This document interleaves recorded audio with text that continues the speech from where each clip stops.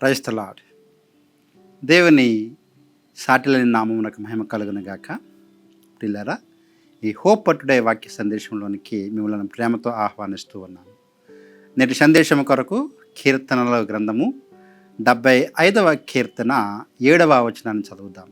75వ కీర్తన 7వ వచనము.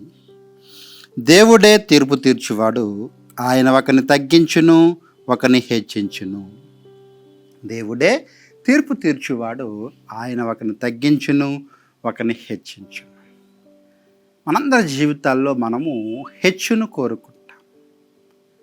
ఒకవేళ కెరియర్లో ప్రమోషన్స్ కోరుకుంటాం, ఎలివేషన్ అనేది కోరుకుంటాం.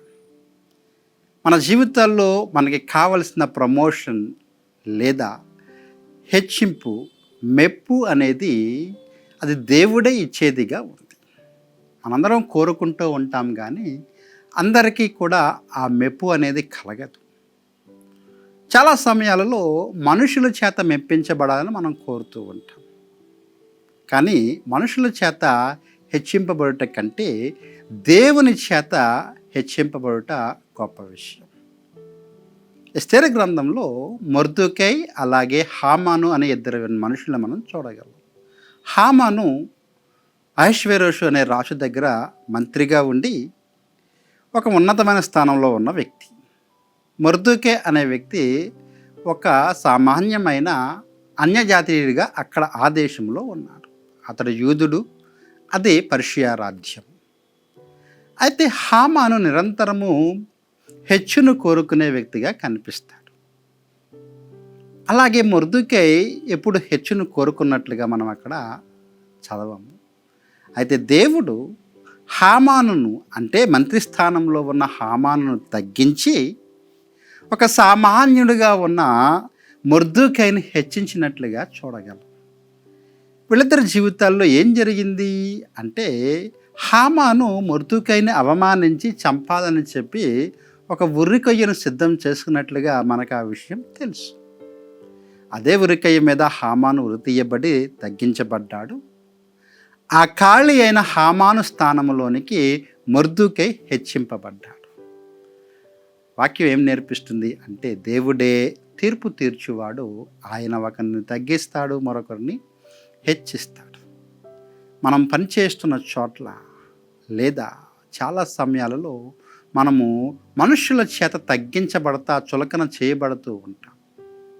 అట్లాంటి సమయాల్లో దిగులు పడిన అవసరం లేదు. ఎందుకోసము అంటే, దేవుడు హెచ్చింపగలడు. ఆయన ఒకరిని తగ్గిస్తాడు. ఏనాడు అనుకొనని స్థానంలోనికి మొర్దెకైని తీసుకుని వెళ్ళి, ఒక అన్యజాతీయుడిగా ఉన్న మొర్దెకై పర్షియా దేశంలో మంత్రి స్థానానికి హెచ్చింపబడ్డాడు.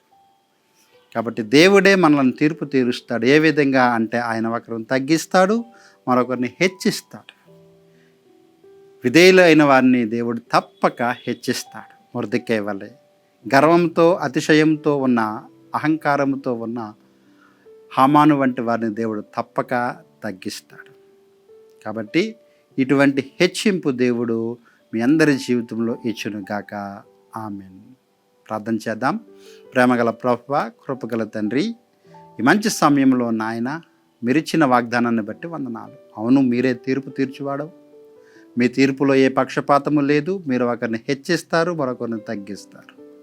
ఎలాగైతే హామాను తగ్గించి మొర్దెకైని హెచ్చించారో, అలాగే మా ప్రియులను వారి వారి జీవితాల్లో హెచ్చించండి. వారికి రావాల్సిన ప్రమోషన్స్ని, ఎలివేషన్స్ మీరు ఈ రప్పించి ఉన్నతమైన స్థానంలోనికి మీరు వారిని హెచ్చిస్తారని నమ్మచ్చు. యేసు నామంలో ఈ ప్రార్థన అడిగి వేడుకుంటున్నాము తండ్రి. ఆమేన్. God bless you friends. దేవుడు మిమ్మల్ని హెచ్చించును గాక.